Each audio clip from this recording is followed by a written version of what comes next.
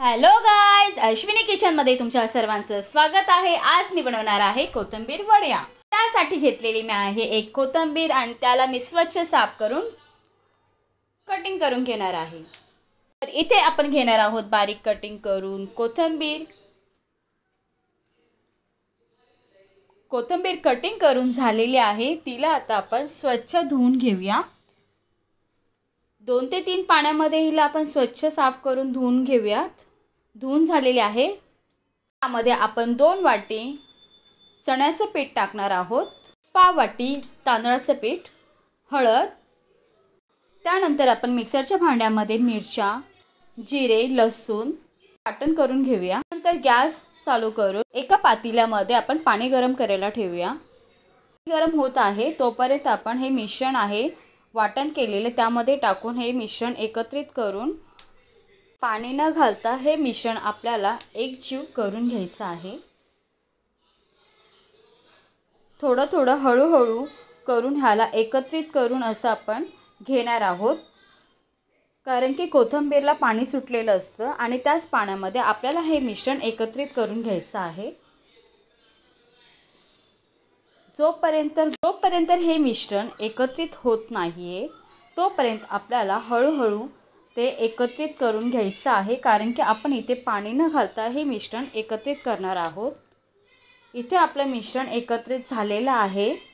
त्यानंतर आपण त्यामध्ये थोडंसं मीठ घालणार आहोत, कारण की अगोदर आपण मीठ घातलेलं नाहीये, त्यामुळे मिश्रण हे जास्त दिसतं। आणि मिश्रण एकत्रित झाल्यानंतर आपल्याला मीठ घालायचं आहे। इथे आपलं मिश्रण एकत्रित झालेलं आहे। आता आपण मीठ हे एकत्रित करून पुन्हा हे मिश्रण एकजीव करून घेणार आहोत। जोपर्यंत मीठ हे एकत्रित होत नाहीये तोपर्यंत आपण हे करून एकत्रित झालेलं आहे। चाळणीला आपण तेल लावून घेऊया। इथे आपण चाळणीला तेल लावून झालेलं आहे।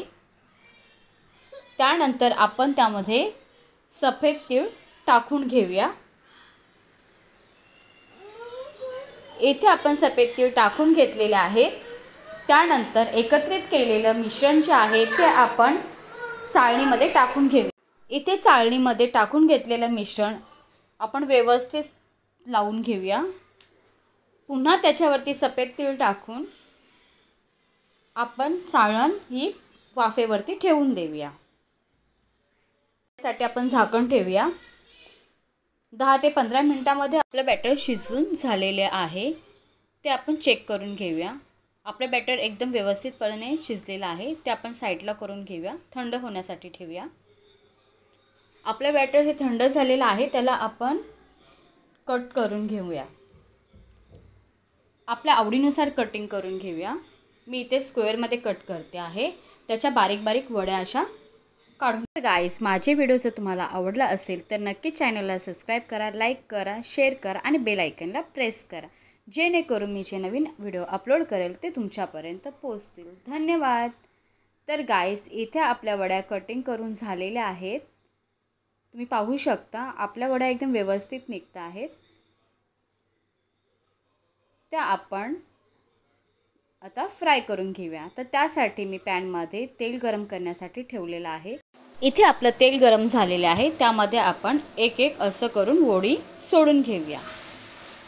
इथे आपण वड्यांना बारीक मंद आचेवरती गॅस ठेवून फ्राय करणार आहोत, जे करून आपल्या वड्यांना हा लालसर असा गोल्डन कलर येईल। गोल्डन कलर येईपर्यंत, चांगला क्रिस्पी होईपर्यंत आपण वड्या चांगल्या प्रकारे फ्राय करून घेणार आहोत। इथे आपल्या वड्या फ्राय झालेल्या आहेत, आपण काढून घेऊया। आता आपण सर्व करूया। ते गाइस, मला व्हिडिओ नक्कीच आवडला असेल। धन्यवाद।